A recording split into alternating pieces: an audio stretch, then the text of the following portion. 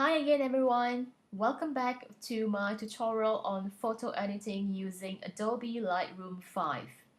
In my previous two lessons, I've actually taught you how to edit photos that are overexposed, which is kind of washed out, and also photos that are underexposed, which there isn't much of a lighting when you shot the picture.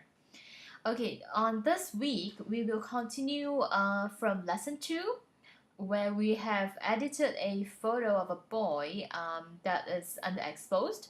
We have tuned up the 3D effect on the overall picture. But this week, I would actually show you how to make the picture stand out more, kind of like popped out.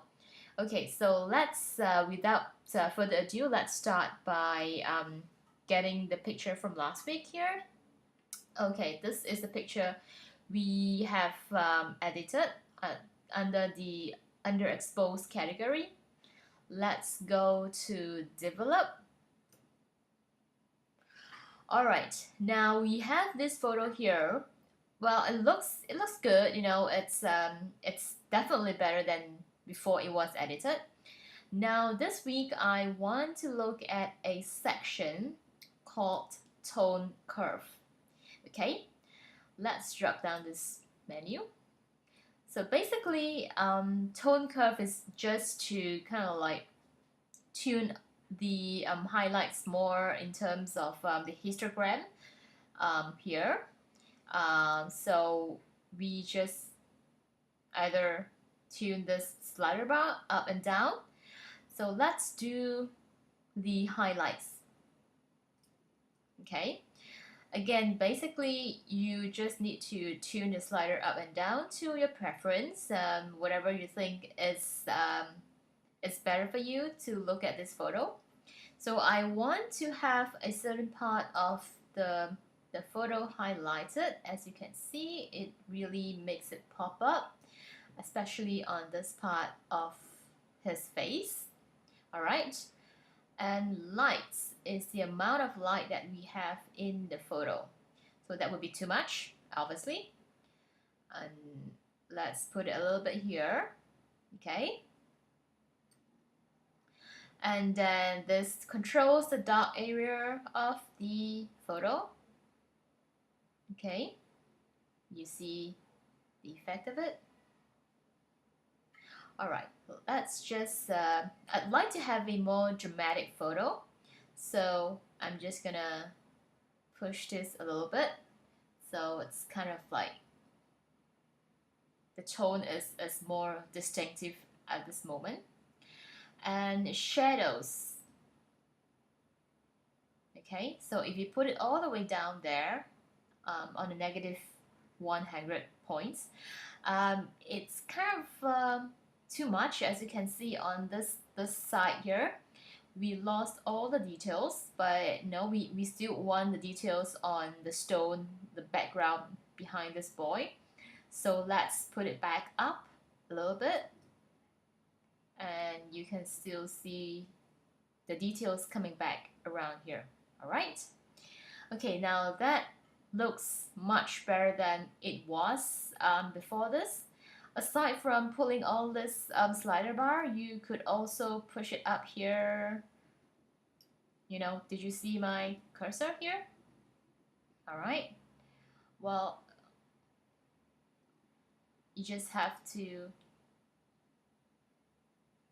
play around with it a little bit and see what works best. Well, typically we have a S-shaped curve on this on this tone curve. It's kind of like an S from here up to here, but it's almost a little bit up here, maybe down a little bit. Okay, right, so when you move this curve bar here, it actually moves the slider automatically here. Well, I think it's easier to control if you use a slider bar here because it's a little bit difficult to drag this curve up and down, and you just need to really know where to place the cursor to drag the line here. So I would say just stick to the slider bar. Okay. All right. I think that would work.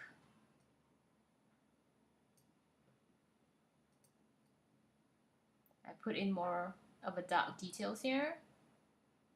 Okay.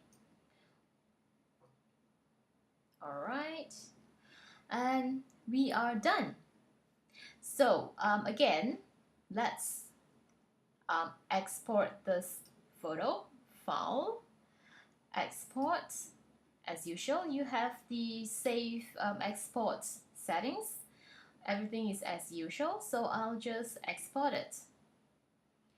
Now let me show you the before and after difference.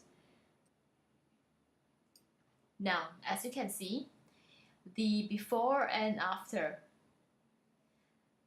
isn't it more dramatic? Alright, I hope that this small little trick would actually help you make your photos pop, give it more three-dimensional look on it, the feel on it, and I hope that you like this tutorial. Stay tuned on more tutorials to come, and hope to see you around. Goodbye!